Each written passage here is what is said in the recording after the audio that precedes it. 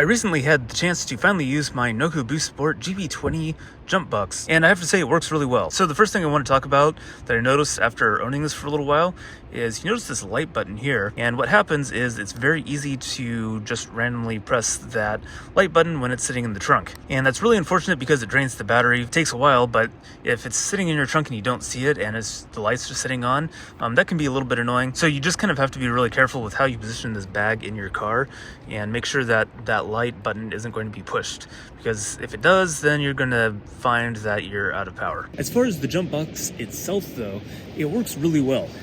It doesn't work exactly like the old lead acid jump boxes that I used to have. Basically what happened was I was off in the national forest last week and I was testing out a lot of my winter equipment, and this couple from Texas had just driven up to the area and their car battery died. And so they asked me if I had a jump, and I was like, yes, I have to test out my Noco Boost Sport GB20. No, I didn't say it like that, but basically, yes, I did tell them that I wanted to test this out, and they were totally cool with that. So I hooked it up to their battery, and their battery was completely flat, completely dead. And it took about 5 minutes of being plugged in.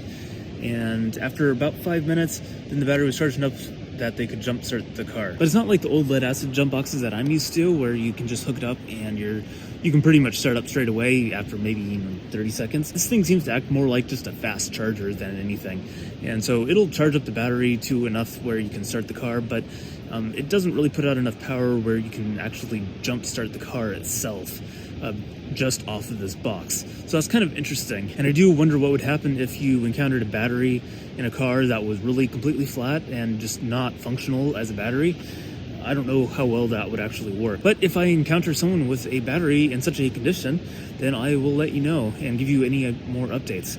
But in general, I have to say this thing has been working really pretty well. And the fact that it uses so little power, I actually charge this thing off my Bluetti normally, and it uses very little power. So I couldn't be happier with just such a small, inexpensive device and something that's so easy to charge. So definitely recommend this if you are in the market for a jump box.